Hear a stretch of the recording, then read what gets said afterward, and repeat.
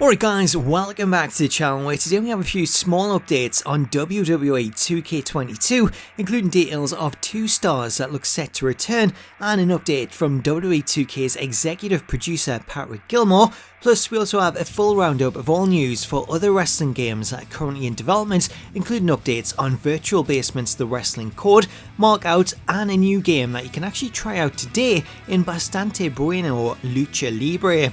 Before we get to any of that though, if you're new to the channel and you want to stay up to date with all the latest news on WWE 2K22 and all of the other wrestling games that are currently in development, then make sure to hit that subscribe button and turn on your notifications so that you don't miss out on future videos.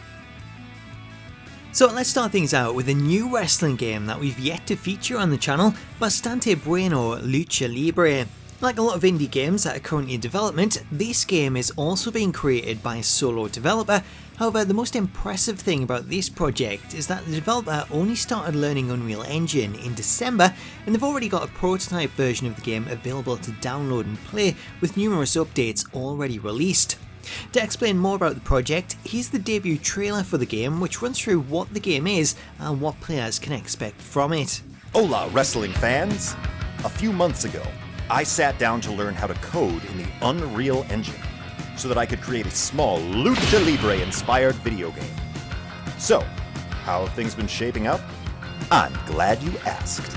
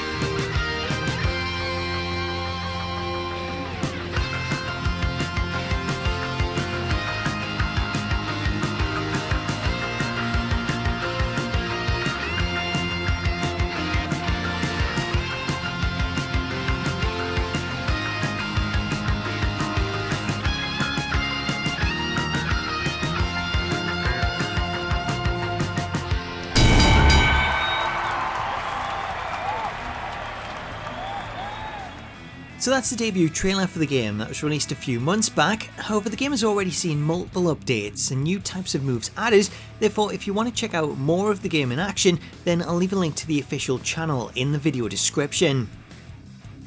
Up next, let's talk Virtual Basement's The Wrestling Code, as the company spent the weekend driving into a tropical storm as they headed out to New Jersey to begin motion capture. The shoot took place in the East Coast Pro Wrestling Arena, where the team were joined by various stars from the game's roster, including independent wrestler Luigi Primo, who was shown recording mocap for his in-game entrance. For anyone that watched the full video of the entrance mocap, then you'll notice out that was quite long, which is something that a few users also pointed out, to which Virtual Basement then revealed that this was done intentionally so that they can edit the animation for use in arenas that feature ramps of different sizes, as the side-to-side motion allows them to adjust the length of the animation. Alongside this mocap session, the team also paid a visit to the house of former WCW star Crowbar, where they also performed some motion capture. However, this mocap appears to be for some sort of promo rather than an entrance, perhaps similar to the promo that we've seen with Enzo. Rounding out the trip, the team also visited the GTS arena to meet up with Grimm's toy show, with Grimm also donning the mocap suit, where he likely did mocap for his own moves as well as a possible promo. So that's the latest on the mocap situation. However, jumping back to last week, it was announced that Kurt Angle had signed on to appear in the game, with Angle becoming the latest and possibly the most high profile name to join the project. What this currently means for WWE 2K22 is unknown at this point, as Angle has been a regular as part of the series Legends roster in recent years. However, due to Angle no longer being under a WWE contract and now signing for the Wrestling Code, it's unlikely that we'll see him return. However, this has yet to be confirmed. Switching over to AEW, yesterday seen the surprise announcement of a release date for the AEW Elite GM mobile game, with the biggest part of the surprise being how close it is, as AEW Elite GM is set to release this Thursday on July 15th. I was able to try out the game last month as part of the beta test, and I found it to be pretty good. Therefore, if you want to try it out yourself, you can download it on Thursday from the App Store if you're on iOS, or the Google Play Store if you're on Android. Moving on to WWE 2K22, whilst Angle's inclusion may be under threat, the WWE 2K22 website recently underwent a small update, with that update potentially leaking two names that are set to return. Those names include Andre the Giant and Macho Man Randy Savage, both of which are now mentioned in the copyright text at the bottom of the page, as both names are licensed by CMG Brands. It's important to note that this text doesn't 100% guarantee that these stars will appear, as there has been cases of stars being listed in copyright disclaimers previously, only for them to later be removed from the game. Therefore, whilst they do have a really good chance of appearing, this has yet to be confirmed. Alongside the update to the copyright text, the logo for this year's game has also been updated, as 2K have removed the stack logo that was previously in use, as well as the 2K22 logo with the small WWE on top, as they've instead chosen to go with this new version featuring a larger WWE logo and the familiar placement that we've seen in past games.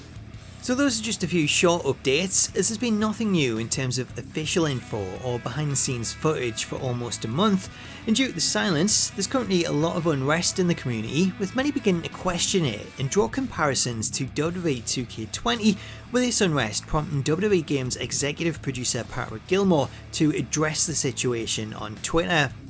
In a response to a WWE Games fan account who had stated that they were beginning to worry regarding the lack of updates, Patrick tweeted, "Don't worry, the team is working at a blistering pace and you are all with us in spirit for every decision." Whilst Patrick's tweet has helped to dispel some of the worry, a lot is still being made of the lack of updates, and the reason why things have gone quiet, with a lot of speculation pointing towards the recent WWE releases, as any footage that 2K had planned to share may have had to be reshot should it have featured stars who were released.